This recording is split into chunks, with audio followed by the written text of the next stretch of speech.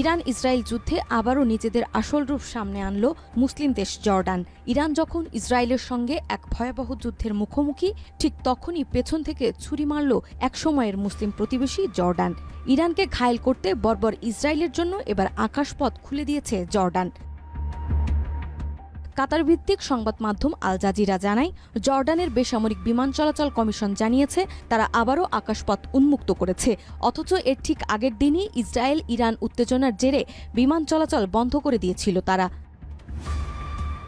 অথচ জর্ডানের সরকারি মুখপাত্র মোহাম্মদ আল নোমানি বলেছেন, আমাদের আকাশ কারো যুদ্ধক্ষেত্র হবে না, কাউকে আকাশপথ লঙ্ঘন করতে দেওয়া হবে না। কিন্তু বাস্তবতা বলছে ভিন্ন কথা। আকাশের উপর দিয়ে উড়ে গেছে যুদ্ধবিমান, ছুড়েছে ক্ষেপণাস্ত্র, আর জর্ডান ছিল নীরব দর্শক, নয়তো নীরব সমর্থক।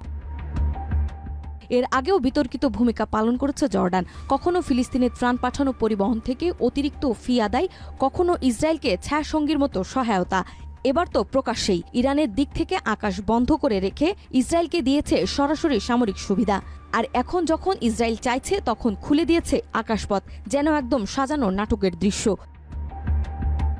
প্রশ্ন উঠেছে, ৯০% মুসলিম সংখ্যাগরিষ্ঠ দেশ হয়েও কেন জর্ডান ইসরায়েলের পাশে অবস্থান নিয়েছে, মুসলিমদের পাশে না দাঁড়িয়ে? এই প্রশ্নের জবাবে বারবারই উঠে আসে এক নির্মম সত্য: জর্ডান আজ মুসলিমদের শত্রুতে পরিণত হয়েছে।